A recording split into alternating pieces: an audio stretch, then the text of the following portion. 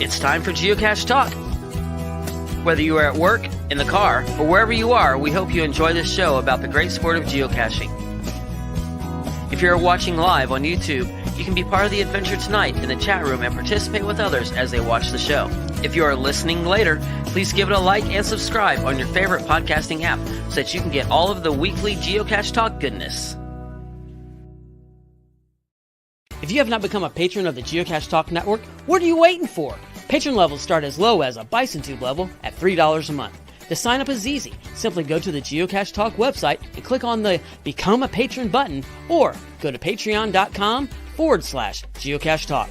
Patrons now get the famous Blackout coin, invites to special events, and other really great items throughout the year. Become a patron today. Have you subscribed to FTF Magazine yet? FTF Magazine is the #1 geocaching magazine available. It is a quarterly magazine that you can be part of. Submit your geocaching milestones and adventures to be published. FTF Magazine is also interactive with puzzles to solve and the hunt to find Spartacus. If you can solve the puzzle or find Spartacus, then you will be entered in to win a special pack tag. Every new subscription, you will receive a special swag pack. Subscribing is easy. Just visit FTF's website, ftfgeo.com. Don't miss out and subscribe today. Logwork, the creators of the fantastic logbook, made with genuine Write in the Rain paper. The logbook's designed for the micro containers of the present and future, geared towards the hider who'd rather go caching than doing cache maintenance. Find them at logwork.com. That's LOGWERK.com. All right. Big thanks to our new patrons, Germaniacs, Cash Sleuth, and Scurvy Dogs. Hopefully you talked like a pirate this past week. I forget what day it was. One day was talking like a pirate. Tuesday? Oh, well, whatever. So I wanted to honor our patrons that are in North Dakota. They just had the Gilby event, and our North Dakota patrons, Chad, Jerry, Janice, Amy, and Lori. Those are our North Dakota patrons. So, all right, we got a big show tonight. Let's bring in the crew and our special guest, Tony. Wow! Congratulations! Wow, look at you, man. Tony's part of the 5 Timers Club. We're gonna get you the gold jacket, man. I'm waiting for the jacket next. Yeah. I want to let you know, Tony, in your honor of the 5 Timers Club, I ate 2 slices of Hawaiian pizza before the show to honor that. Nice. Now, if he really wanted to honor you, he would eat 5 slices. Just there you go. That's exactly right. Cool. You know, Tony, next time we're on, I will have 6 slices. Yes, and welcome to Pizza Talk, everybody. I'm still experimenting with that maple breakfast thing, maple breakfast pizza. I'll let you know when I perfect it. Yes, please do. Yeah, that sounds so good. Yeah, it's like scrambled eggs and sliced or chopped up bacon and sausage, and then you put cheese on top, and then maple syrup. Yeah, Tony, I think this sound bad. It's an event in the making, my friend. Sounds pretty good. A pizza event, yeah. Yes, absolutely. Okay, enough pizza talk tonight. Good grief. No, I'm kidding. All right, let's jump into some news.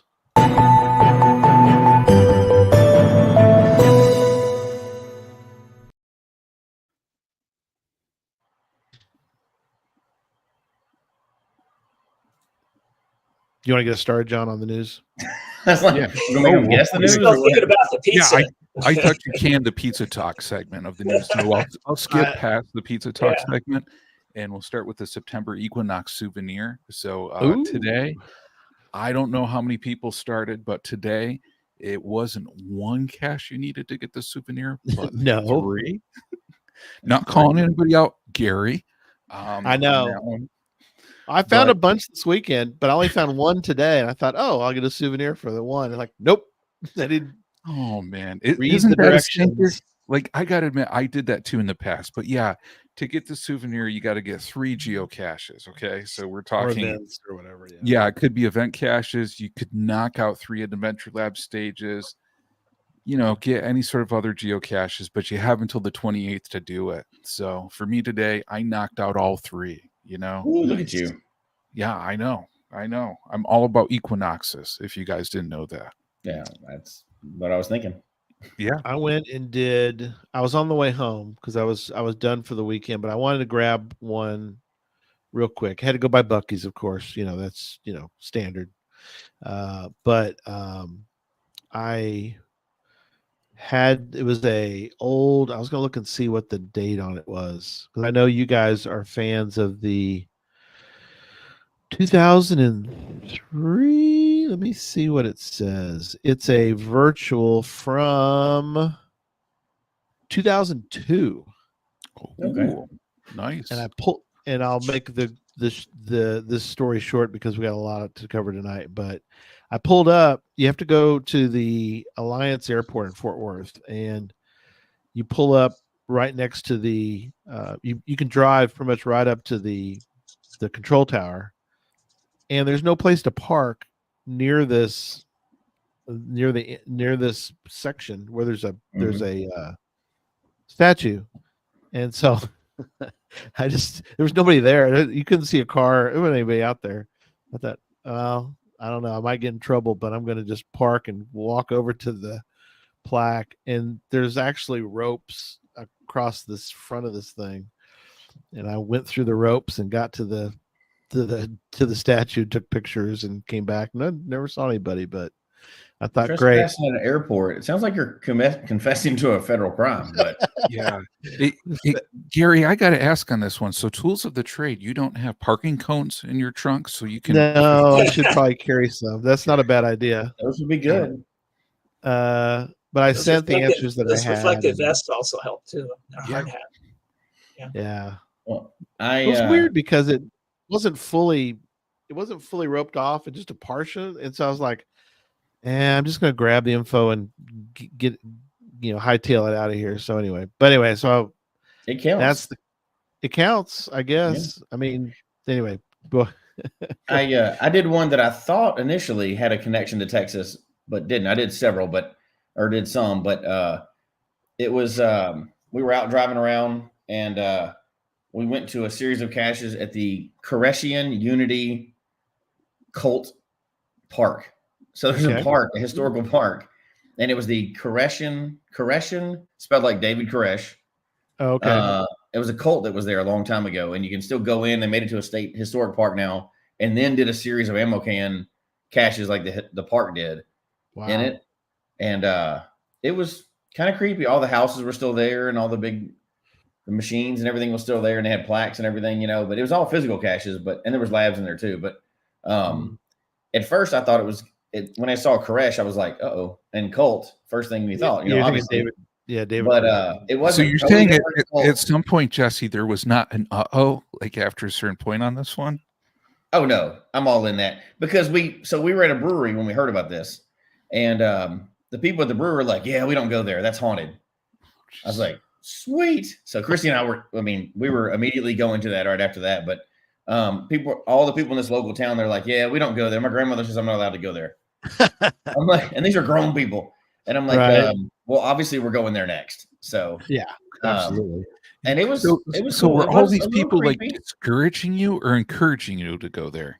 I don't know. They didn't know me that well, so I don't know what they were trying to do. But it was fun either way, and it was I liked it. It was an actual park, kind of a geo trail, maybe a small series of caches, a geo series anyway. But there's no prize at the end or anything. But they were done by the park, and obviously because they weren't camouflaged a lot, so they had to be done by the park or whatever. But it was ammo cans. And then there was a couple other creative hides as well. So it was well done. But I just thought it was weird that it was another Koresh cult. I guess that's the thing. Quincy says ammo can for Koresh Cult Park. How appropriate. Yeah, there was so many jokes we could make here, but I'm just gonna not. But there's a lot of them that might mess us up a little bit. But the cache Davidians. Oh, this is going downhill. Oh All my. right. All right. Anyway, it was not connected to the other Koresh. It just happened to be an old cult with Koresh in the title. Oh my. Okay. And then goodness. Okay. And then John, what's the other one you've got? You got another one that Yeah, the other thing we want to make sure people knew is World Postcard Day is coming up. So I know Geocaching HQ is excited, but to get this out there, so this is event oriented. So in order to get this, you're going to have to post an attended log on an event between September 29th to October 5th on that one. ooh. So Okay. if this isn't on your radar, you probably want to look at events in your area and see if there's a good one to attend. If you're really jonesing for this World Postcard souvenir on this one. Oh, If not, okay. you may miss out. Yeah. And are we yet allowed to say the date that we can spill beans? I thought we've already said that. I don't think Well, what just happened to Gary? Someone's monitoring him. He got a little bit too close to the sun. you only kicked me out for so long. I can kick you out too, buddy. I have the same All we've said is controls. this year. We've said this year we'll spill some beans. Okay, that's what we're saying. This year we don't put a date so people can mark People it on can their figure calendar. that out. These are Yeah. geocachers we're talking about. All right. Yeah, we're Not giving soon. valid range data that could be any time from now until the end of the year. That's not really okay. Can we let the folks know we're about 80% into the project, or is that too many beans? I don't think that really matters because they don't know what the project is. That's true. So I could spill that without not spilling it. Man, Gary, you really want to spill, don't you? Hey, Walking a thin line, Gary. I just want to let people know. And the funny thing is that now several people know about it, and now they could spill the beans. Like Tony. Tony knows about this. Gary, you I'm keep on spilling the beans, Sergeant people, Schultz. man. But Tony's going to keep his mouth shut, I'm I sure. think we should move on before Gary accidentally says I something. want to be asked back, so Yeah, I I can't think spill we any should. beans. Yeah, don't spill any beans. All right. That's all I'm saying on that. But I'm very excited. I guess the only thing to say on that is just the fact that we are making progress toward Yes. Something cool. Yeah. We're making good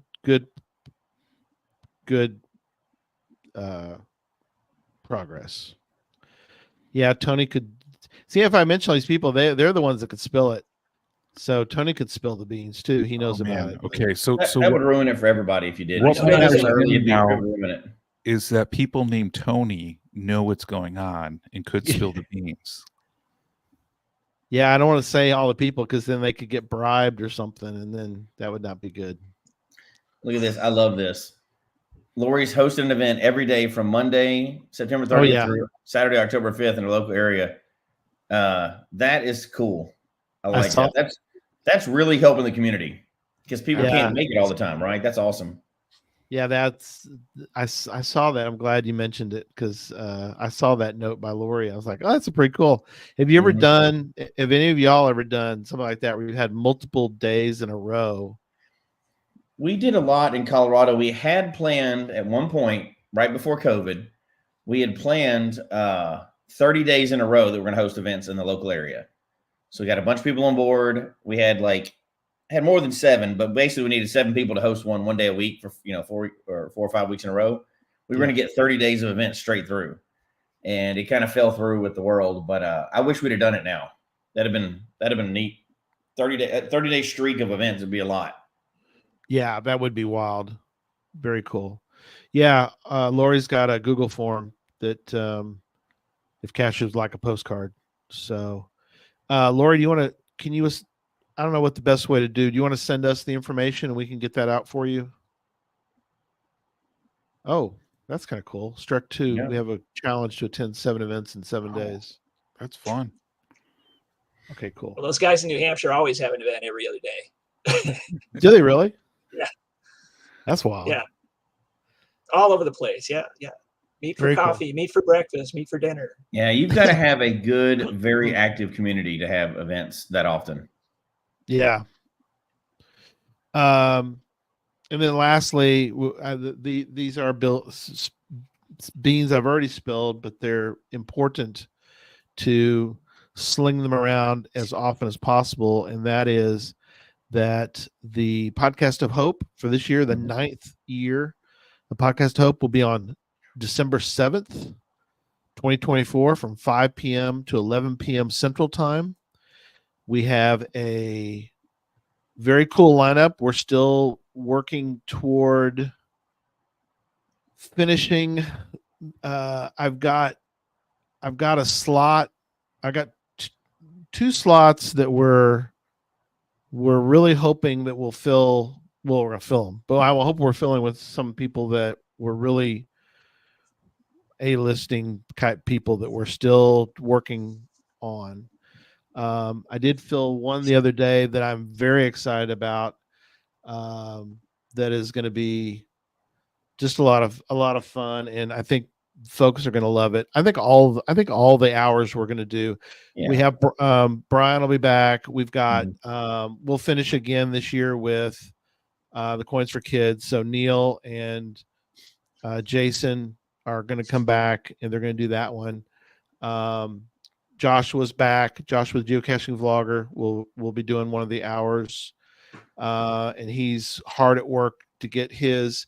He has a very unique guest that he's focusing on. So we've got we're gonna have a great show.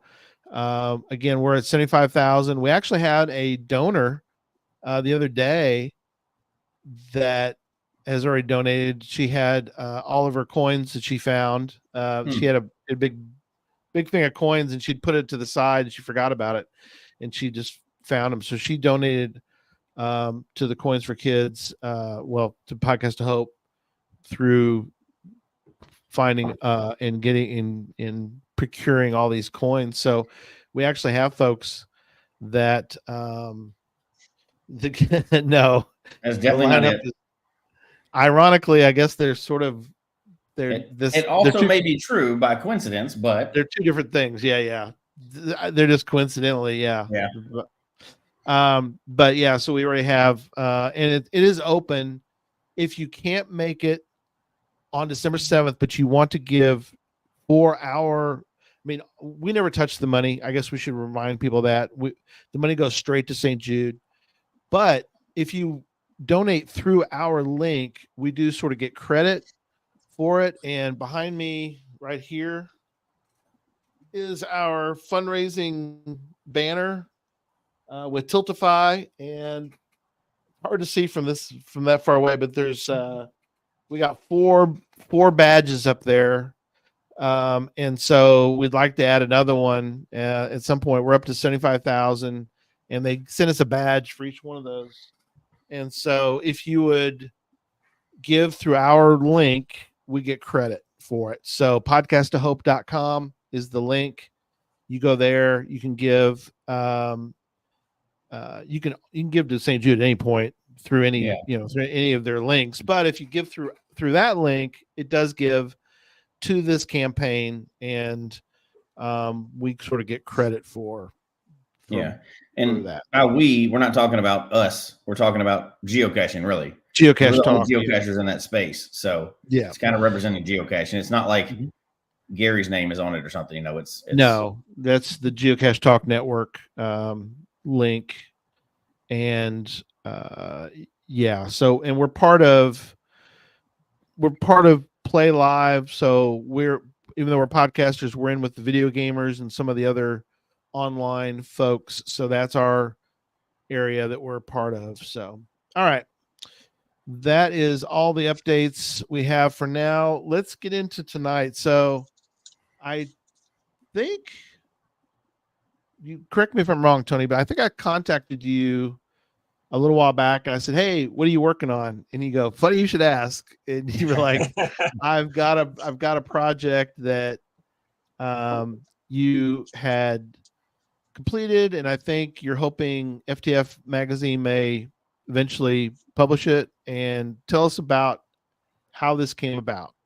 Sure. Well, I've been caching for a number of years now, and throughout my travels, I've come across some tenets or rules to cache by, let's say.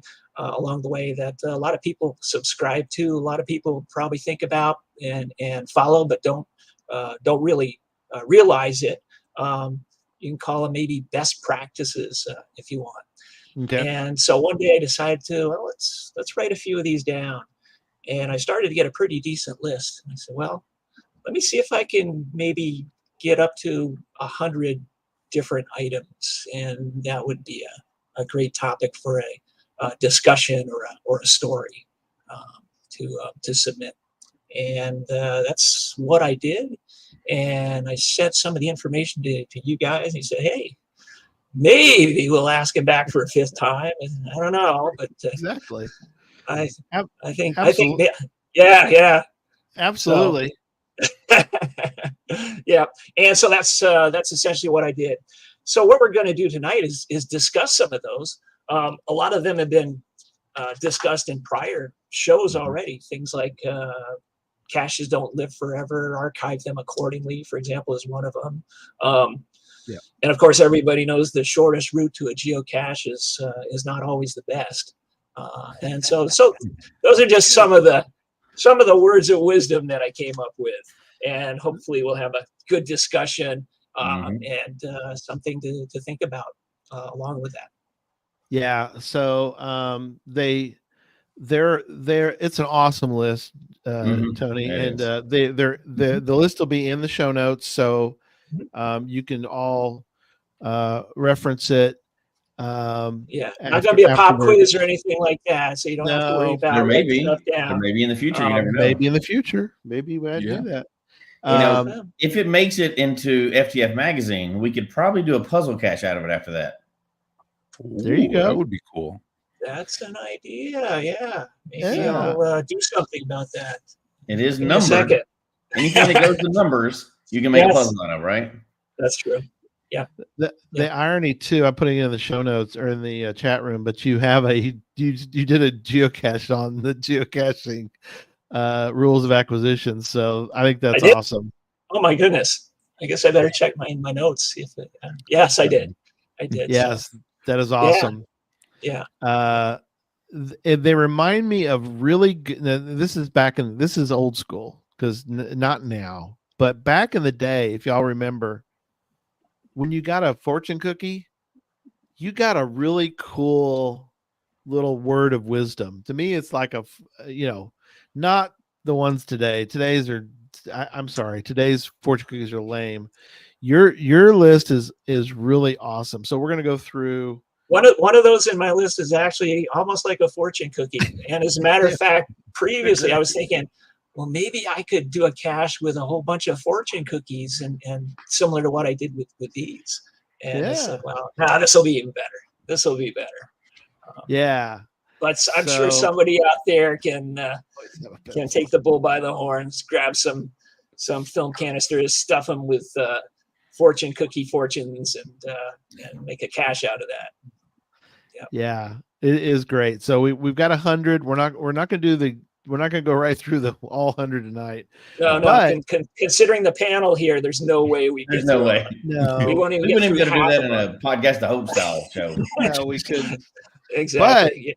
But I love the fact that you have broken it out into some sections. So tell us about. We're going to go through some themes, I guess you could say, right? Right. So I put them in categories. So similar ones we can discuss around the same time, and love it. Those categories will make it much easier for discussion topics.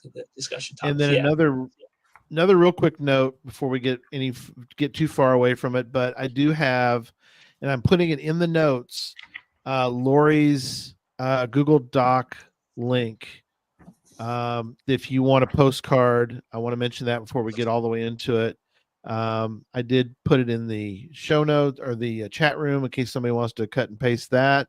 But if you're listening later, or you're listening, if you're just watching later or listening, they are in the show notes. So I'm putting it in right now and toward the bottom, and you can get a postcard. So anyway, back to back to you, Tony. We're going to start with what theme are we going with to begin with? So the first category is seasonal.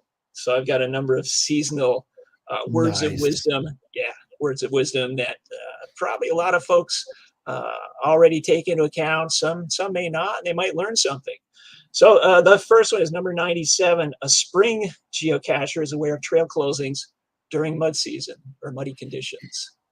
Up here in Vermont, we have a 5th season. It's called mud season. Mud And season. yeah, I and love it. there are cases where certain trails will be closed until a certain date, so that the trails will dry out, and it will minimize the damage to the trails. So, I'm sure it's different in different locations, but for the ones that have a muddy type season, that's one thing to think about during the springtime. Did y'all do anything like that in New York, John? Or Yeah, absolutely. Mud season is very critical, especially in the Adirondack region, with preserving vegetation at higher altitudes where it's particularly fragile. So mud season for some years could actually extend to maybe like mid to later June, believe it or not. But for the Adirondack, for the 46ers with the high peaks, they're very stringent in the Adirondack Almanac of letting people know when that mud season lift is. So it's very somewhat controversial if people go up to a certain altitude in mud season when it's not properly sanctioned on that side. really? But with trails, you can cause damage to trails. Proper trail etiquette is to walk straight through the mud in the center of the trail. If you do choose to go out during mud season and can go out, do not go out on the perimeters of the trail, because then that will widen the trail and cause more damage to occur. But yeah, this is a very important one to make sure that people adhere to proper trail protocol during mud season. Oh, that's fascinating. I don't think I've ever heard of this thing. Yeah, and it's also real important these days is now with the crazy weather that we get, a really bad rainstorm. If your trails are damaged, you're going to increase the ability for the water to wash stuff away. Oh, that's a good one. All right, next seasonal one. Next seasonal one is number 96. The summer geocachers aware of poisonous or dangerous critters in the area. Not so much up here in Vermont. We have almost no crazy critters that we have to worry about. But that's an all year thing in Florida. It's always summer. There's always dangerous critters. So right. Yeah. You Although we don't have ticks, you have to worry about ticks up here. Oh yeah, we have chiggers down here, and but yeah, I think Jesse could go. What? How far right now from you are you from a gator? You think? The nearest yards. pond. Yeah. Quarter mile. Yeah. The other day we had, like that neighborhood watch thing that's always, the app, whatever that neighborhood app is. Right. They were talking about one of our gators just got taken out of the pond because it ate a deer.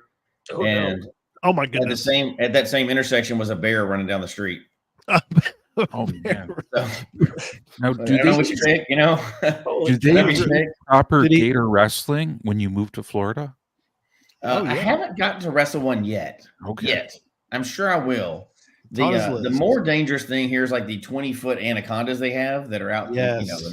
And then the wild boar. We have wild boar in our neighborhood as well. So it's interesting. That's none of the creepy crawlers. That's just the big animal. Well, and then there's of course there's not mountain lion, but cougars or whatever down here. Panthers, I think, and panthers and cougars. Yeah.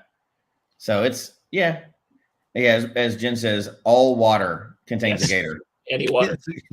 At least one gator. Yeah, might be. Yeah. They just got finished with the crazy. And we now have monitor lizards down here too. Oh wow, those things get big enough that people think they're gators.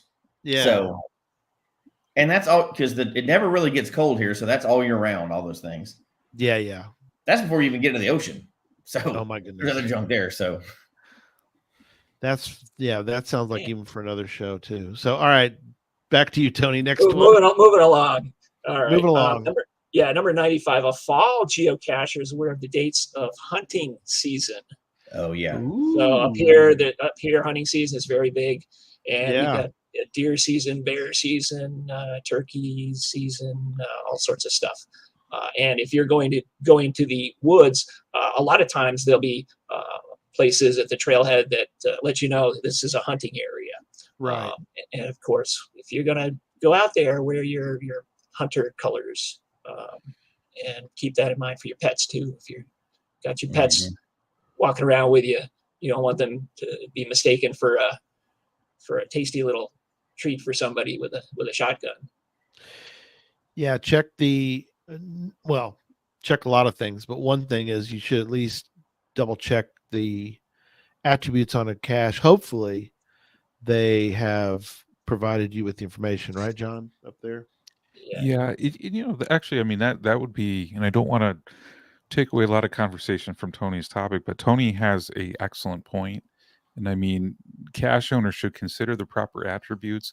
And if they know that their cache could be an area that could be impacted by hunting season, you could even throw up write a note on that one, letting people know, because people may not be aware of that. And I know for us with trails, a lot of times we'll shut certain trails down that could be impacted like October 1st through the end of December, and then reopen them in January. But yeah, hunting season does vary by different locations and regions. And K-Blasts, no, that is not the correct. Do not put on brown and white. You follow what the Happy Hodag says, which is blaze orange. So follow that. Ignore no antler helmets or anything like that. If you want it to double and you can wear it all year long, just go get a Tennessee Vols shirt. It's already bright orange. Yeah, and you can support the Tennessee Vols at the same time. So just saying. And unless it's a rival school, you're all set. You're all set. All right. Keep on moving along. The next one's more of a preparation rule. The winter geocacher always has their snowshoes or micro spikes if they're ready. So, micro spikes. Yeah. Is that sort of like it's like cleats, but like crampons. Yeah. Okay. They're footwear that are on plastic.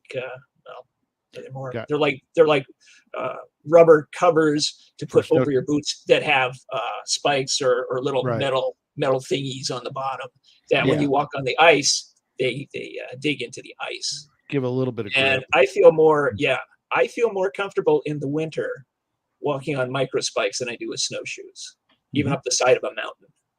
Right. I like it. I've always preferred them. Yeah. And they're easy to store in your backpack. They fold up to nothing. They're small. They're not heavy or anything like that, but they're very effective. Correct. Yeah. Would you not be worried though? In the point of the snowshoe is to keep yourself from. That's on top of the snow. That's on top. Depends on where you're going, but if you're on a packed trail, carry both. I'd rather use the micro spikes than the snowshoes, because the snowshoes you can use snowshoes on a packed trail, but micro spikes I find are even better, especially for the bare areas that are a little bit iced over and such. Yeah. You come to love them if you live up in a snowy area. Jesse and I, we don't get that anymore. Not anymore. Nope. It snows here, we have worse problems. Something else is happening. I've driven in it because I was up your way one time, Tony. I was in Vermont back when I was computer installing, and I've driven in some nasty weather up there, nasty cold weather. So I know the experience. I never geocached that. It was before they used to have studs on snow tires too. I don't know if they do anymore, but switch to snow tire, or put chains on them and stuff. I don't know as they put those little studs on them now, but you can in the extreme places you can put chains on your.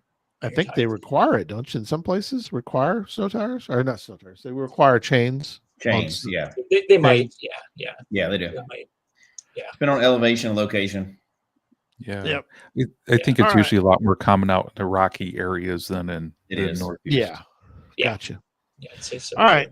Keep on trucking, my friend. Yeah, number 31, and this one I can attest to. Streaks are not winter friendly. Oh, are we switch? Oh, winter. Oh, we're still in the winter. 31. Yeah, it's still It's seasonal. still in seasonal. 31. Still seasonal. Okay, seasonal. Yeah. Okay. So streaks are not winter Streaks friendly. are not winter friendly. Well, I can that's Not attest true. impossible, but not as much fun. So when I first started geocaching, it was in January. I got my first GPS for Christmas, signed up, started caching in January, and I said, well, wouldn't it be cool if I get one every day, at least one every day? Sure. And I was doing great. I had all of them in January. Halfway through February, I did great. And then on February 14th, we had the blizzard of February 14th, where I had something like 3 feet of snow. There goes the plan. And and that killed me right there. Yeah. Oh, yeah. Of course, in Vermont, it's not too bad. I mean, we're pretty prepared, but that still took a whole day to get out for people to get out of their driveways and stuff like that. Of course, they closed school and such, and Wow. and everything is buried. So if anything's on the ground, you're not gonna find it unless it's got the little Vermont winter attributes, so you know where to dig in the snow. Yeah, where to dig. Where to dig in the snow. Yeah. So that was so I got something like 43 finds in a row, 43 days in a row, and that was the end of my streak. And I said, well, that's never going to happen again. Right. Even though maybe for some folks they think ahead, they're like, ooh, that just published in my town, and I am not going to go get it because I'm going to keep it. Oh, yeah. In case of Oh, winter. yeah. That is 100% true. People saving nearby caches for calendar days because of the weather or winter friendly ones. Yeah. Yeah. I've definitely experienced this. LBC's being buried. Yes. Yeah. But you know where to dig. Yeah, there's a pole there. Right. You still got to dig it, though. Yes, that's true. That's true. Yeah. So always carry one thing you always carry in Vermont in the wintertime. You always carry a snow shovel in your trunk, and you always have jumper cables. Oh, jumper cables. That's good. Jumper cables. Yep. Very cool. Yeah, all right. Definitely. All right. Finishing out the category, number 12, terrain rating. Terrain ratings are season dependent, so plan accordingly. So you could find a terrain 5 cache that's on an island up here in cold February weather. You just walk across the water and get it. And I've done that quite a few times. Yeah. I can't get to that one. I have to swim to it or something like that. And let's just wait till winter and we'll walk across and get it. Well, and the terrain rating.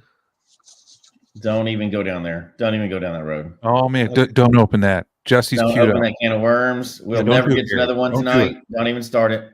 Oh, we got a category coming up that you guys will have plenty to talk about. Oh yeah. Yeah. So that closes out the seasonal section. Those are all and 100% true. Every one of those. Yeah. There's no doubt about it.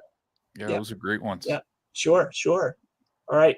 Moving on, because I know this one's probably take the longest. Pet peeves. Pet peeves. Yeah, I know, exactly. Got that little asterisk there. You know who. All right, so we'll start off with number 91. A hint should be read after you've made a serious attempt to find the cache. That's my opinion. I think that is generally true. And I know one that's going to rub everybody else the wrong way is when the hint says no hint needed. That's the next one. That's the next one. A hint that's required to solve a puzzle shouldn't be a hint. That's the next one. Is one of my favorite ones. I can almost agree with that, except for I believe on a puzzle, unlike any other cache. Like if you have to have the hint to do traditional or anything else, 100% agree with it. But on a puzzle, that even attributes and trackables and everything are open game, right? Title. That I could see. Everything. Yeah. I have seen ones in the hint where I would say, that's part of the whole puzzle. So I think puzzle pages, while I agree with what you're saying, the puzzle page, I think anything you can adjust on that puzzle page could be part of the puzzle. So yeah, that's different. While a hint should be a hint, I can see the other side of that one as well. Yeah, no, I agree 100%. Yeah. Anything. It's almost like for a puzzle cache, like almost almost everything is fair game. So Yeah. The name, the date. I've seen something where people use the date. I mean, it's sort of like it's all bets are off for that. But anyway, yeah, that's a good pet peeve one. Very good. Right. Okay. Moving on. Number 83. This is cool. Virtual caches are for more than just learning how to use how to use the camera on your smartphone. That's good. Right. How That's many funny. virtual caches? How many people do you know go find a virtual cache? Oh, quick, let me take a picture of it. Let me take a picture. And they don't take the time to read the cache page. They don't take the time to look around, find out the significance of maybe the monument that they're visiting. They just let me take a picture. I'm gone. So that's a pet peeve of mine. Not only do I agree with that, I'll take it one step further. It annoys me. I don't say it annoys me because that's not fair because it's not my geocache. But when you get to a geocache, it's kind of annoying on a virtual that is what the owner's asking for. Just take a picture of yourself in front of the thing. Like there's nothing else to do. And you're like, it's just a waste of a virtual. A virtual should be, I know there's a lot more of them now than it used to be, right? But you do want to learn a little bit of something. It's kind of the history category by default. And it's kind of neat when you learn something out of it. But it's just like take a picture. That's just a selfie cache. Right. And then there's no questions or anything else like that. That's kind of disappointing, I would say. I do have to say, though, I mean, there's so many older virtuals, at least to me, from ones I've done, that have been more of that picture kind. Yeah. I haven't done a bunch of newer ones that are just only picture. Have you? Yeah. See, half of the issue is sometimes it's on the fault of the person that's publishing the virtual. Right. Oh, yeah. If they have a nice description on the page and then they have maybe one or two fairly easy questions, but allows you to learn something at the location, that's a good virtual. Yeah. I like it to be a little bit where it gets you to learn. I don't want to have to like write an essay or, get a PhD in something, but maybe a little bit of fun, learn a little bit, take a photo, of course, because you prove they're there, not just emailing everybody the answers. But if it's just a photo, it seems like it's lacking a little bit. I guess there's definitely exceptions to that, right? There's some that are cool, but they can be, a little more effort wouldn't bother me too much. One thing that I want to mention real fast is the fact that if some of these are sparking questions and thoughts in your mind, hang on to them, write them down. We have a show that we're going to be doing. Oh yeah. And John, you want to tell everybody what we're doing here with the. Oh man. Okay. So one of the things on here is, think about cheese. Okay. So cheese, just envision cheese and what cheese is. Imagine cachers. So cheese and cachers. Cheese and cachers. This may sound like cheese and crackers, but it's not cheese and crackers. It's cheese and geocachers. Cheese and cachers. And I think that will make sense as we get there for sure. Oh, yeah. Absolutely. Absolutely. So just jot it down. Yep. Jot down your question, which is exactly what Tony wants us to do, which is, hey, what should we do about these? Should we make virtuals like this? What should we do? So anyway, and I think the good thing is these are all of our personal opinions, and every one of these 1 through 100, and then I've got 101 ready for later. But 1 through 100, they all should spark a little bit of thought and discussion. Yes, absolutely. All right. More pet peeves. Yeah, more pet peeves. Number 61. A good hider includes all appropriate attributes on the cache page. Ooh, I think that's important. Such a good one. I love that one because I love putting as many attributes as I can on there to help people. Appropriate. Once again, puzzle caches, free for all. But yes, puzzle caches, but how many? In general, yeah.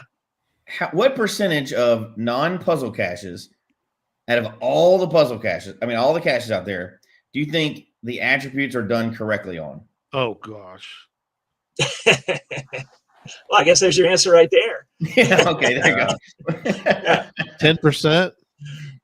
It's a But it's a tiny learning amount, it's a you know. learning experience too. As I said, Yeah. for a lot of seasoned cachers, we've had the experience, we have the know-how, and have been through the trenches. And geez, I really wished he'd put this attribute on it, then I would have known better than Yeah. such Yeah. and such.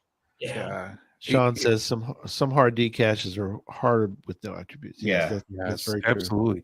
And I almost wish that Geocaching HQ had some mechanism like recommend attributes for this cache.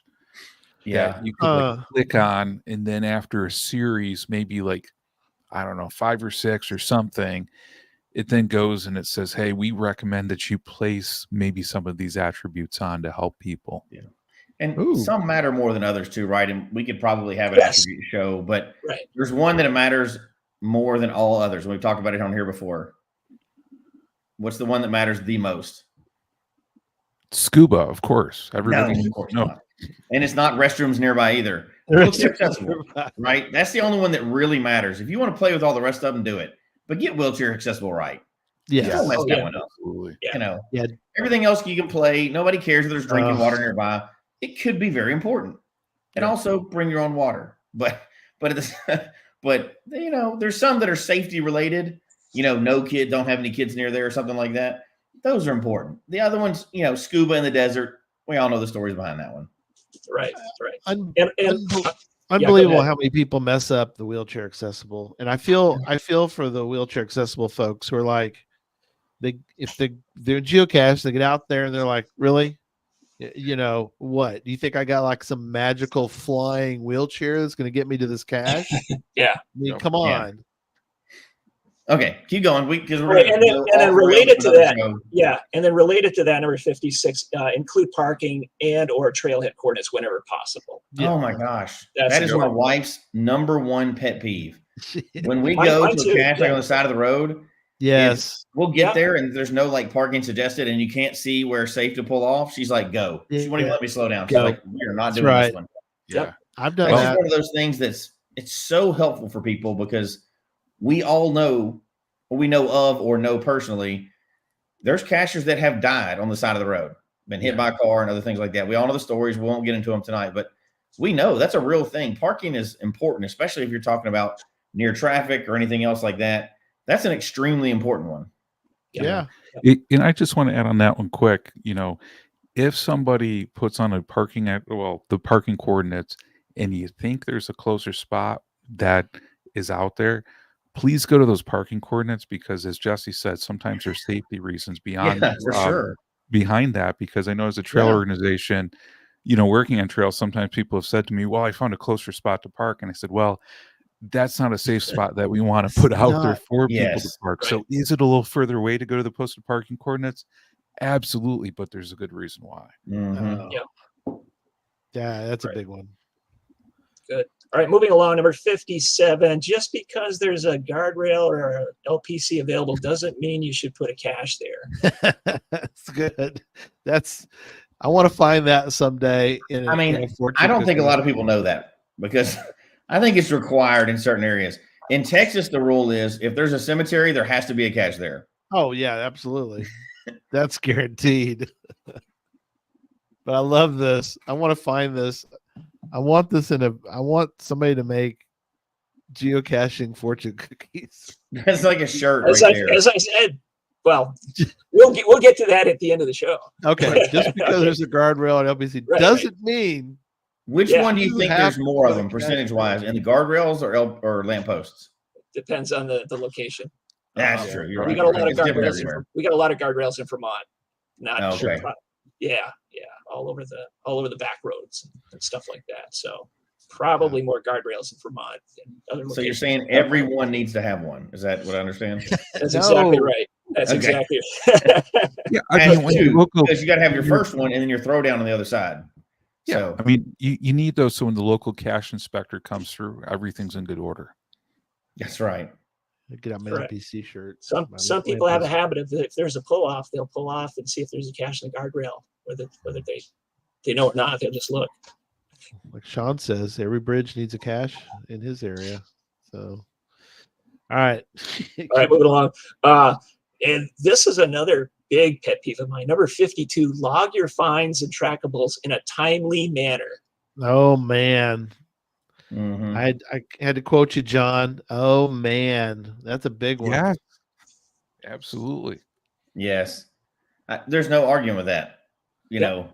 And timely is somewhat subjective, you know. I know some people Well, that's tell why I me, said timely. Yeah. yeah, If you're but if you're on a big cache run and you just found 100, I can see you not getting to them for at least a day or so, but don't make it a week and a half or 2 weeks before you log those. Oh, and well, I'll give you a good example. I built some gadget caches for Geo Woodstock, I forget, 14er that Gary and I talked about this show the first time Yep. before.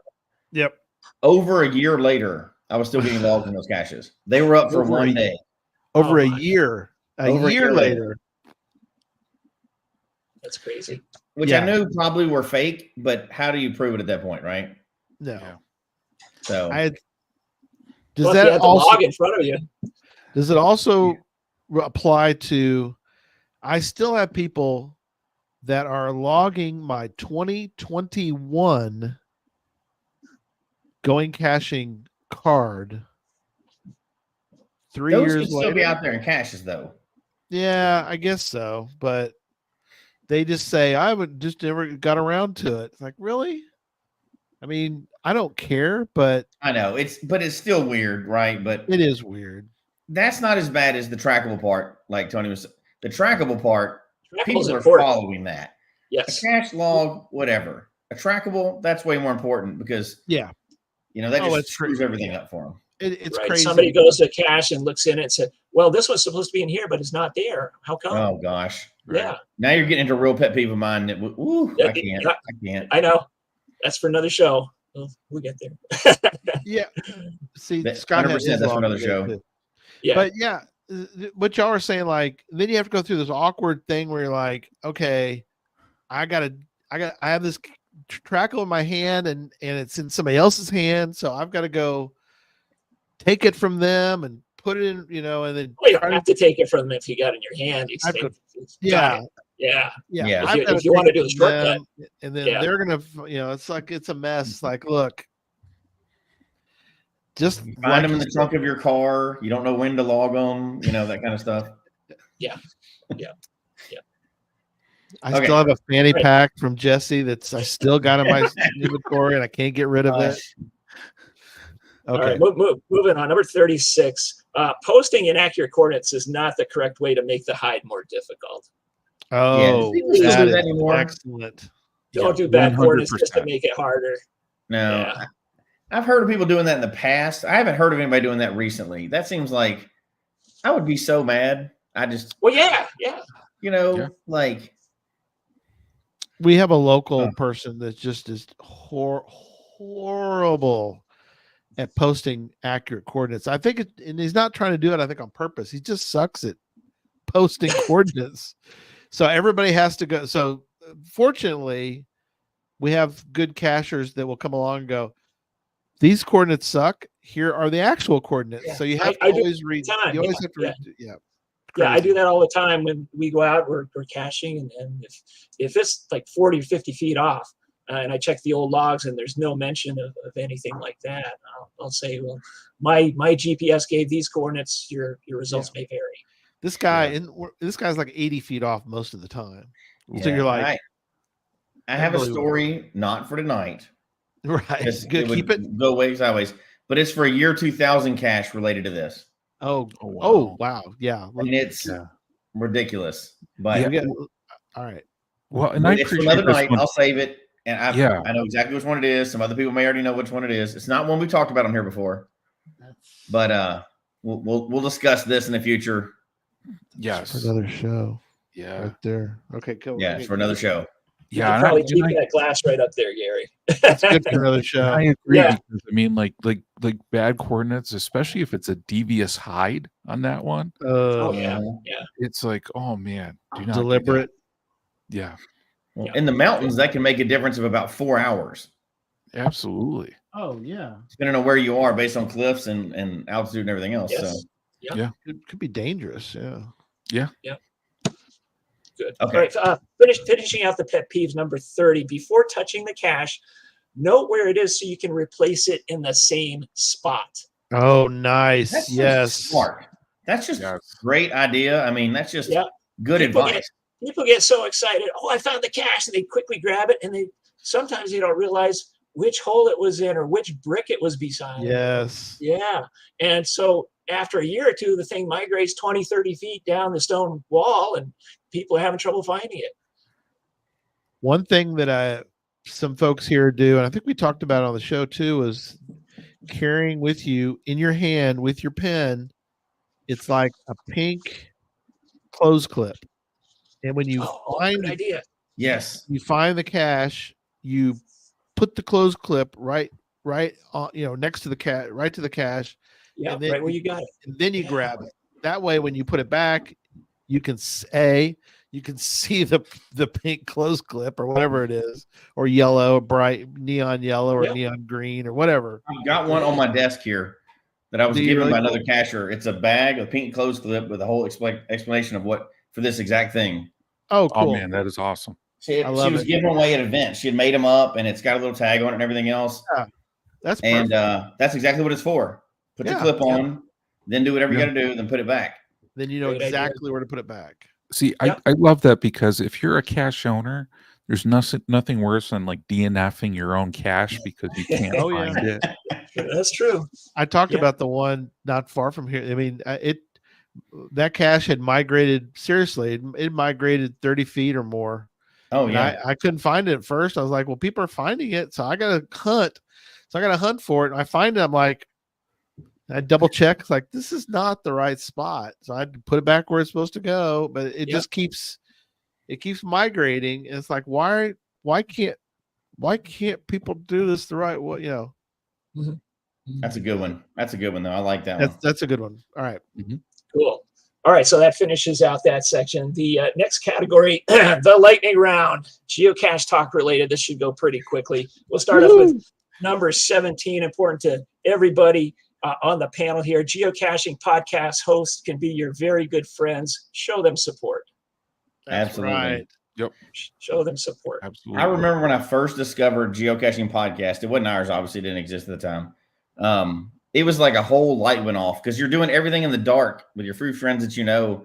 And then all of a sudden there's all these podcasts and YouTube videos and everything else in there. And you're like, this is a worldwide thing and I can get tons of information from it. It was like it opened up a whole new world for me. I didn't know at the time I was going to get sucked into one. But there we go. Regardless, here we are. Nice. All right, the next one.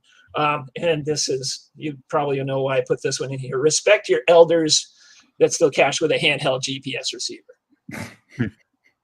Oh, goodness. I don't think those things work anymore. Does anybody have those? Oh man, Tony, I appreciate this one because when Jesse and I went to the spot and had the GPS, that's exactly what I was going to say. You go to some of those little remote places. A little funky on that one. Yes. And, I'm not buying it. Guess what? My phone took me straight to the exact place that your GPS took us to. I got to blow all the dust off of it, but here's one. It doesn't work, but unless your battery ran out or something. For museum. Yeah. An abacus still works too, but I'm not going to use one. Gold with the who has that kind of cord on the back of it. I mean, look at that thing. I'll trust the coordinates on my Garmin over my phone. No. Yeah. The phone will get you close. All but one of the caches I've ever found in the remote outback and everything else were by phone. So I'll hold the phone every single time. I'll hold that line every time. You can have your brick. You can have it. Hey, that's okay. All I'm saying is respect the elders. Yes. Respect them. Respect the elders. Yeah. You don't have to agree with everything, but respect them at least. Respect the museum pieces. All right. Yeah, exactly. Museum pieces. And then finally, Jim's using it. So there you go. Good man. All right. Yeah. More power to you guys. Yeah. And then the last one in the lightning round, 48, the geocacher that makes no mistakes often makes nothing. That's more of a fortune cookie that you could use that as that's a good one. Yeah. True. And there's also a corollary to that. I was thinking of you, John, with this. The geocacher that eats no pizza often eats nothing. Yes. Right. Love this one, Tony. Yeah. This really resounds with me. I have to tell you this. Oh my! If you can think of a geocaching mistake, I've made it, and I'm not afraid Oh, to admit yeah. it. I've done them all. I push the envelope every single time. I do. But We've you all learn a done lot from silly that, stuff. right? Yes, Absolutely. yes. And that's our job here to tell folks that we've done crazy stuff. We're trying to educate you guys on being a little bit smarter than us old people. Yeah. That's a good one. Yeah, Yeah. good. All right, moving on. That was a lightning round. Lessons learned, and so right into lessons learned. What we've some of the things that we've learned with our experience. We'll start off with number 78. Time and embarrassment can be saved sometimes by just remembering the name of the geocache. Oh, Yes. that's a good one. I can't tell you how many times I've been out looking for a geocache. 15, 20 minutes later, I finally find it, and then go to log it and look at the name of the. Oh my God. Bison in a pine tree 6 feet up or something like that. Yeah, I've done that, and you just want to. You're just like, come on, Yeah, I know. come on. yeah. So Why didn't I excited read it? about looking for it, and you totally forget what the name of the cache is. Why See, did I then just you do like read it? Tony said. You've been searching for it for like an hour. Then you finally hit the hint button, and it says "Read the cache title." Read the name." cache title. Yeah, And you're like, "Oh my God, you're kidding me!" Read the description. yeah. Yeah. Now we know reading the description, Gary, can get us messed up, but we're Okay. not going to get into that one tonight. No. Yeah. See previous shows about Especially if you're going live when you're doing it. Right. Right. live and trying to finish your Jasmer, wasn't it? Your Yeah. Jasmer completion. Oh gosh, that was hey, we're learning from our mistakes, right? That's what we're doing. That's what we did. Lessons learned. That's what this Providing one is. an educational experience. Yeah. That's right. That's what this one is. Yep. Okay. Enough said on that. The next two are kind of related, number 69 and 68. A seasoned geocachers had to explain geocaching to law enforcement at least once. Mm-hmm. Yep. And 68, the seasoned geocachers had their vehicle towed out of a ditch or mud or a snowbank at least once. It does kind of happen. I've All experiences that I'm sure we've all had. And, Yeah. never had that, fortunately. I was typically on the other side of both of those. I towed people out, Mhm. and I was the law enforcement. So Right. Okay. Gotcha. I've been on both sides. in Yeah, fairness. no, that's happened to me the first year or two. I've had a snowbank, probably a Or couple of sand. snowbanks, and and a mud road that I went up that I shouldn't have gone up. But after the first couple of years, I was pretty careful about what roads I traveled and the road conditions. Do you carry all that with you, Jesse, in your Jeep? Do you have a winch and all that stuff, or do you not? I do not have a winch on my current Jeep, but yeah, I always have recovery gear. I don't have a winch on the front of my Jeep. Right, usually but you have got something to come along actually. winch or Yeah. straps and stuff like that, ropes. Yeah. Yeah, I've got straps in Pull the my gear car out, as well. Have all that to stuff. help. Yeah, chainsaw, things like that. Man, I would call it a manual pull out instead of a winch. Yeah. You're manually, in a sense. Yes, you're yes. pulling them out. Yeah. Yeah. Exactly. That's a good one. Yeah. Moving on, number 65. Don't forget to print out or scan a trail map. That way you'll know where you are when you get lost. That's a good Trail one. Always good to have a trail map. Yeah. I almost always have a hard copy of a trail map if I'm going on a big hike. Ooh, that's a good one. Yeah. Yeah. That's just smart because like we know, you can whether you're a GPS person or a phone person, you can break your device. Yes. Yeah. You don't have a backup. You're just Yes. guessing. Right. Yeah, there's no backup. If your phone isn't working, All Trails app isn't going to work either. No. Yeah. Always gonna have a paper backup. Absolutely. You know how many geocachers too? It's like you found the cache, maybe you bushwhacked there, and then you're thinking, And "What? where's the trail? That Yeah. wasn't easy. Where's the trail?" And then you look right afterwards, and the trail is right there. Oh yeah. By you. That Exactly. applies to the other one as well, that the straightest was- path is not always Yeah, the best too. the fastest So way. Yep. It's not the easiest. And that actually leads right into the next one, number 64. Batteries die. Bring a compass. That's good. I have a compass on my my Yeah. caching bag, but yeah. Yeah. I That's was up in the woods one 'Cause- time and got lost, and I didn't have a compass, and it took me forever to find the right direction to go because the little hills were all up and down and not Yeah. even. And mhm. Yeah, just makes sense to do something like that. Because your compass absolutely. app on your phone won't work if your Won't work. phone is Phone doesn't dead. work. No, Yeah. Then your compass app isn't going to work either. It's not going to magically work. Yeah, Yep. absolutely. And this one's a very important one because so many people that do get lost and maybe never, make it off the trail, unfortunately. Sometimes they're only found like 20 feet or 50 feet from the trail. Yeah. Sometimes you can't see the trail even though you're really close to it. Yeah. Well, the gentleman that we helped them find 2 years ago, I guess now, in Louisiana, he wasn't far off the trail when he had issues, and that was he going after Louisiana's oldest, and then he disappears, and again, something that sounds fairly simple. I mean, it's not really, It's easy to get turned around in the woods. Yeah. Even when you're not compromised. When you're compromised by, heat exhaustion or anything else, injury, it's really easy to get turned around. Yeah. Yep, exactly. The last one to finish out the lessons learned, when searching for a geocache, sometimes look up to the heavens or the tree. It will provide you guidance. Okay. Many times I've been in the woods and looking around. It's got to be here. I know I'm in the right spot. And if you just look up, it's a leaner or a bender. It's 15 feet right in front of you, right on top of your head. Yeah. Tunnel vision will get you as a cacher. You think you know exactly where it's going to be. You're convinced that you're right. It's right there. And it's right next to you. I was right, but I just wasn't looking the right way. That's right. Yeah. Oh, yeah. Exactly. Yeah. And we've all had those where you're looking, like you said, and all you do is lift your head up. You're like, it almost hit me. It's like it's right in front of you. Yeah. Just a little bit above my head. It wasn't a snake. Yeah. If it was a snake, it would have been. There it is. So. All right. Correct. Good. So that finishes up that section. Okay. We're back to another lightning round. This is the dad jokes lightning round. This is you'll like this one, Gary. I like it. I'm into it. Yeah, Cito is not a nautical ailment of the foot. I thought that was funny. Cito is not an ailment. Okay, I like it. Right. That one's I thought that was good. Funny. Yeah. 76. Nano is not a greeting for Mork. If you guys ever watch Mork and Mindy. Oh yes. I was a huge fan. That's a good one for us older folks that remember Nano. that or watch them on the reruns. Yeah. I was thinking of bounce with this one. Number 72 for the Gadget Cache novice. Arduino is not a Star Wars droid.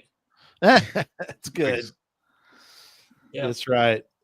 No, Arduino. I listen to their podcasts and they're talking about Arduinos and Arduino.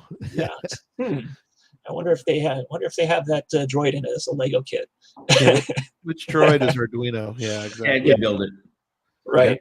C3, sure you could. C3PO Duino. Yeah, R2Duino or something. Yeah. R2Duino. R2D2ino. Go ahead. Keep going. Good. And then the last one in the lightning round, number 71 for the Challenge Cache novice. Filling your fizzy does not mean refreshing your beverage. I like that. That's great. So the fizzy challenge that we do pretty much every year at the brewery is not a true fizzy challenge. It's a different. Depends on what kind of challenge you're looking for. That's right. Yeah, at the brewery, kind of fizzy it could challenge. be. It could be more of the personal challenger, Gary. Yeah. It could be a fizzy challenge. Wheel me out of there for the fizzy challenge. All right. Yeah, exactly. All right, Excellent. moving along. And this next category, I think you guys all will agree on that we've got some good information here. This next category is exceptionals. So starting off with number 87, good power trails are like potato chips. You can't stop at just one if they're good power trails. True. Yeah. Absolutely. You're not going to go and get one on a power trail. Come on. No. I was thinking more a string of power trails. So but you're saying finding a cache on a power trail is like a potato chip because you can't stop with one. If it's a good power trail. Yeah, you want to keep going on that power trail. Yeah, that I agree with. Yeah, exactly. The next one, number 81, a traditional cache doesn't have to be traditional. Make it exceptional. Yeah. And I've seen 100% many agree with that one. examples of this. It's just a regular traditional cache, but maybe they do a nice paint job on the ammo can. Maybe they stuff it with outstanding swag on the inside. Excellent. Doing something that will make it stand out somewhat. Yeah, I love it. Yeah, that's a Agreed. good one. Yeah, Yeah. that's a real good one. Take some time, make it good. Moving on, number 80. You don't need to reinvent the wheel with your gadget cache, but you may be able to trick it out. Mhm. Oh, Same idea. yeah. How many people have found one of those little water gadget caches where you have to pour water in the pipe Yep. and the Mhm. container Yeah. comes up with the water? Found a I've seen couple. I've seen several variations. Some are really outstanding. Oh yeah, the way a little the way they twist put can it make it a together. whole new cache. Yes. Yeah. That's I correct. love it. Yeah. So when you're putting out a traditional cache, see what you can do to make it really Mhm. really Yeah. sharp, really neat, so that somebody wants to find it. Where are we here? We just did that one. Oh, number 79. An easy way to reset the puzzle is a mark of a well-constructed gadget cache. Oh, So yeah. I mean, this is almost like a pet peeve, but Yeah. if you have a nice gadget cache that you don't need an owner's manual to put it back the way it was to start off with, that's a pretty good gadget cache. It's really easy to put back together the way it Absolutely. And started. that can become a big problem too, because people can damage it once they've already Yes. found it. yeah. Right. That's a good one. Yep. All right. This is one that I know we've talked about before on some of my shows. Yeah. Being disappointed that there are not more stages is the sign of a great multi-cache. Ooh. Yeah. Yeah. So I And don't know if rare you well. remember that show that we had a year Yeah. or two back on that stage, that 22 stage multi that I had.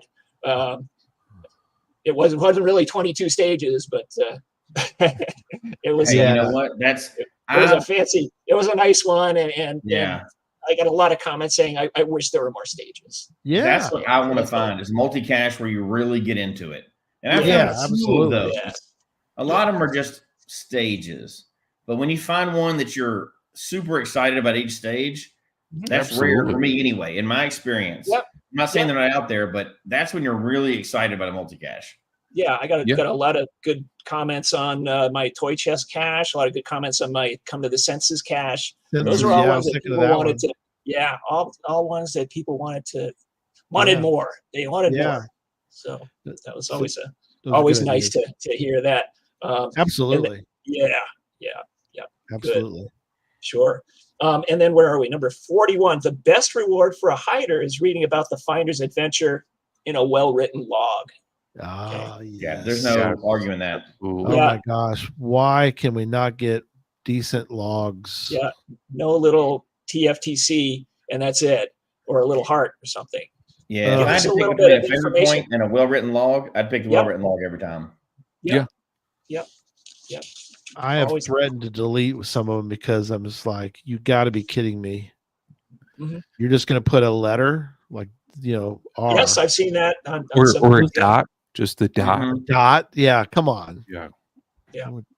I don't Yeah. know. much nicer to get a little bit of a story about what their adventure Yeah. was. If it was difficult for them to find, if the coordinates were good, at least. Why are you out here today? I mean, just something Yeah. simple. Well, Right. you just encourage the hiders because the hiders put a ton of work Yeah. into putting caches out there and maintaining those. Yes. So I mean, Mhm. favorite point's great, but like Jesse was saying, I mean, if you give a great log to somebody, that's going to charge their caching batteries as a hider and Oh, hopefully yeah. encourage more of those. Absolutely. It's Yep. huge. You got to do it. Good. And the last one to finish up the exceptionals, number 6. An exceptional cache is not just fun, but it'll teach you something. Oh, yeah. I like that. And we've always tried to, at least I've always tried to do that with my caches. Yes. So they can learn something if they're going to run out and find the cache. Yeah. Love So it. that's Excellent. good. Which brings us to the host's choice. I made you guys do some homework. Check through those 100 list items and pick one that maybe we haven't talked about and that you thought was interesting or discussion worthy. I'll for give you my time-wise, number one. I'll go first. We'll do one each. Yeah, we'll do one each. Number one, because I've got 1, 2, 3, 4, 5, 6, 7 written out, but we're out of time. So I knew you did. I actually have 8 because I added my own rule too. But Right. my number one rule that I think there's really, for me personally, there's nothing that's more true out of all these 100 is, and I know we were going to kind of cover the final 5 at the end, but I had to pick it anyway. It's number 4. Geocaching is all about making memories. To me, that sums up all of them. That's the most important thing, because for me, I get into some of the crazy stuff and I like the crazy stuff, but like climbing mountains and hiking and doing all that other stuff and kayaking. Yep. But to me, nothing's more important than, it's been a family event for me since the very beginning. And my whole family, even extended family, they all do geocaching and we've all gotten into it. So my family memories for the last 15 years have been tied up in geocaching. So I can't come up with a rule that's any more personal to me than that. It's the memories that we made over the years. The numbers don't matter. The stats don't matter. Those are fun little side things. But for me, it's number one, the memories that are made throughout geocaching. And, I've got like something like 4,000 photos tied up in geocaching. I've got just a decade and a half tied up in it. So to me, memories, number one. That's the number one rule for me is, well, it's the number 4 rule actually, but it's the best one for me. I mean, all your trips with family, with Barry. With us, you're right. Those are some incredible memories. So you can't put a dollar amount on that, which would be huge, by the way. But you can't put a dollar amount on that. I'll do mine real quick, and let John do his. But the one that sort of stood out to me, which was way up in 93. Webcams are rare. Get them while you can. And I always forget not to find them, but I always forget to let other people know, hey, you might not know this or not, unless a lot of new cachers like webcams. You're like, okay, well, there'll be a day when you're like, I wish I'd have, it's the old story. There used to be a webcam in this location, but it's gone now. Oh, I was in this town geocaching and didn't do it. There's a lot of people with those stories. So, missed opportunity. Right. Yep. Webcams, regardless of what people think of them, they're going away. So, all right. Then, John, what's yours? The one, and I know we did a whole show about this, but I mean, the DNF. DNF did not find is not a fail. A DNT did not try is. And this is one I just love, because I think nobody should ever consider a DNF a failure, on that one. I love it. That is really such a critical part of the game for all of us to maintain what we're doing. And for a cache owner too, it's very important for them to get those DNFs too, because I know if I get them, I want to maintain a good caching experience. So certainly if those come up, especially from seasoned cachers, people who have a lot of good experience, I want to go out there and check. And if I do, the other part I want to tack onto this one too is the owner maintenance. So if you're out there, please mark it owner maintenance, because if you go out there and you checked and the cache is still there, it's still in good condition. Yep. Do that maintenance on that side. If you replaced it, do the maintenance on that side, and please indicate that. Yeah. Because for so many people, and you hate to think about it, but if there's too many DNFs on there, that may discourage people from looking at your cache too. So it's important on both sides of that coin for people to report those, and for the cache owner to do it, and for the cache owners not to feel like it's a failure on their part if they have to do something to maintain their cache and to let people know. Yep. Absolutely. So, tying both of those things in together, John, as a cache owner, and the other two of you as well, but as a cache owner, when you see a DNF on a cache, and let's say it's not a particularly difficult one, just an average cache, do you reach out to or have you ever reached out to the people that missed it just to see what happened? I just go check on it. So I check on it too, but I look at it now. If it's someone that's got like 3 times or less, I'll reach out to them with in a different vein than I would if somebody that 20,000 finds and they didn't find it, because neither one of them means anything necessarily. Mhm. But if one of mine is missed, besides checking on the cache, Yeah. I kind of want to find out what's going on, because I kind of want to encourage them to go back and try again. Don't give up. Keep going. Especially a new cacher, right? I'll nudge them a lot more, especially if it's a little bit difficult. I'll nudge them a lot more than I would somebody that's got 20,000 and may just be blowing through town, right? There's a difference there. But a new one, especially, I'll reach out to them. I don't see that DNF as a failure on their part or my part. I see it as they may not have seen some of this before, and it's an opportunity to educate as well. Yeah. Absolutely, Jesse. And a lot of times too, my maintenance logs will put like something like, we're always happy when our caches are found. On this one, please reach out if there's a hint you need. Please reach out if there's anything else. Yeah. But absolutely, because I have one on a college campus, which the cool thing on that one is that is a cache that a lot of newer cachers will find on that. So certainly if they're logging a DNF or something like that, I like to reach out and to help them along that way. Yeah. Oh, good. Yeah. Thinking this is probably one of their first caches they're trying. So if they can't find it, they may just say, screw geocaching. This isn't a cool game. But yeah, I want to help them for sure on that one. Yeah. Thanks, Lost Kid. Real quickly, I've just this year on a number of caches that I've looked for. A lot of times I'll check the logs before we go out to see if there's a DNF or several DNFs. Right. And quite a few times I've been out, or my buddy and I have been out, and we've been looking around for a cache that's been a DNF. And a lot of times we won't find, we'll look in the place where it probably was, and then we'll check the ground and the area around. And a lot of times we'll find it on the ground. Yep. And then replace it where it should be. Yeah. Absolutely. Yep. That happens. All right. Let's wrap up. Wrapping up. We're at the final. Yeah. We're at the final 5, the last section.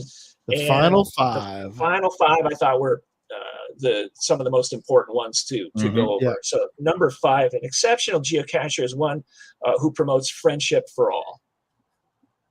Ooh. Yeah. Absolutely. Okay. I like it. Yep. I like that one. We already talked about number 4, geocaching is all about making memories. Number 3, as with family and friends, make time to visit and appreciate the oldies. You never know how long they're going to be around. Yeah. Are we talking about Gary or geocaches? I'm not sure. Okay. That's a food for thought one. If you get my meaning, not just geocachers, but also your geo friends and geo family. Absolutely. Yeah, for sure. Yeah. Make time for them, because you never know how long either of them are going to be around. The caches are, So I thought that was pretty cool. Yeah. All right. Number 2, geocaching transcends borders, which we all know. Geocaches all over the world. I've met geocachers from other countries. So that's I've got so many friends from other states and countries that I never would have had without geocaching. Yeah. And shout out to all of our international listeners. We have we've had them in almost every country, but we have literally active geocaching. They're probably geocachers, obviously, but they're active listeners in over 28 countries. So how much would you love to meet somebody, all of them? I mean, all of them, obviously, with somebody from every other country. Yes. And we've had a few shows like that too. And I want to try to do more, but time is always is difficult because of our time that we do the show. Yeah, it is true. Yep. But yeah, absolutely. All right. Good. And then to finish it up, the last number 1, the spirit of geocaching is inclusivity. Ooh, that's good. Yeah. Very good. Yeah. So much. You could do 3 shows on that, and we have done other shows on that too, but it's everybody from every walk of life, every ability, every age, every economic background. I mean, it is technically free, but so is golf sometimes. But I mean, we know how much you can spend on on any hobby, right? But it's free up until people travel the world, right? I mean, there's a huge range in between. It should include everybody. It really should. something that Jesse and I, from the very beginning, one of our main things was, and not every podcast out there does this, but we have been very specific that we don't talk about politics. We don't talk about religion. We don't talk about, we are focused. What's that? The Great Pumpkin. Yeah. The Great Pumpkin. That's right. We are very committed to, focusing on the fact that geocaching transcends all those, areas of life. We've done shows, talking about wheelchair accessibility. We've talked about, ages. We've had, young, old, men, women, just, go down the whole list, and we just have always been committed to that. And an extension of that is also play it how you want to play it.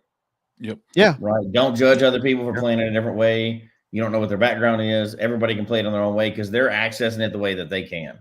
Yep. And it should be open for everybody, Yep. Well, Tony, this has been a great list and a lot of fun.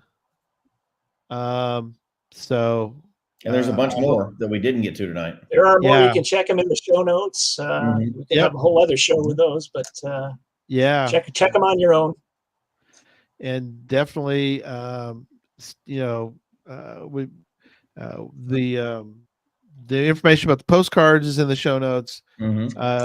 Tony's geocache that he did on this is out there. All 100 are in the list. So definitely check all those out. And looking forward to, let us know if it does get published. Obviously, let us know. Yeah.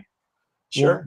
We'll mention it in the note, in the news section of the show. And again, thank you, my friend, for all this. And looking forward to show number 6 for you, whenever that is. You're welcome back. Thanks. No pressure to go get another cool show done, because all your shows have been awesome. So sure. Yeah. No, it's easy for me. Yeah. Oh, we appreciate it.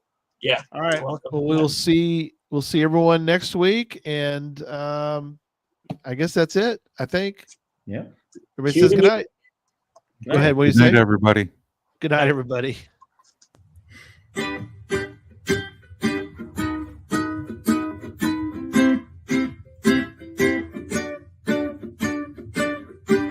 May your finds be many, and your DNFs be few. May the terrain and difficulty both be less than 2. And whatever it is you're looking for, may it find its way to you. And may we all meet again. Folks, we hope you've enjoyed the show tonight. Please email us your comments at geocachetalk@gmail.com. Don't forget to follow us on Twitter, Instagram, and Facebook. The show can be found on Apple Podcasts, Stitcher, Radio Public, or Spotify, as well as at the Geocache Talk website. Don't forget to click that subscribe button below and ring that bell notification so that you can see and hear the show on a weekly basis. And tell your friends about the show. Get them involved with us in the chat room. And until next week, don't just talk about geocaching, go geocaching.